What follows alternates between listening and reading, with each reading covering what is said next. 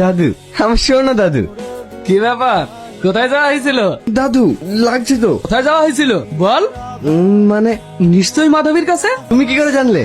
আমি সব জানি, সেদিন ও ফুল দিতে এসেছিল, তখন তুই ওকে ড্যাব ড্যাব করে তাকিয়ে দেখছিলি, তখনই আমি বুঝতে পেরেছি। দাদু, আমি মাধবীলতাকে খুব ভালোবাসিস না? মেয়েটি সত্যিই ভালো, কিন্তু তোর বাবা তো মানবে না। তুমি বুঝিয়ে বললেই ঠিক মানবে। ঠিক আছে ঠিক আছে। আমি কখন থেকে ওয়েট করছি, আর তোমার এখন আসার সময় হলো। আমি তো ভেবেছিলাম তুমি হয়তো আর আসবেই না। না এসে কি থাকা যায়? আমি না আসলে যে তুমি কষ্ট পাবে। আমার কষ্ট হলো তো তুমি তোমায় ভালোই বাসো না। তুমি এই কথাটা বলতে পারলে? ওগো, একটা কথা বলবো বলবো করে তোমাকে বলাই হচ্ছে না। কি বলবে বলো। আগুন একটা মেয়েকে পছন্দ করে, ওকে ভালোবাসি, এখন ওকে বিয়ে করতে চাই। মেয়েটাকে? মাধবী, আমাদের বাড়িতে ফুল দিতে আসে না?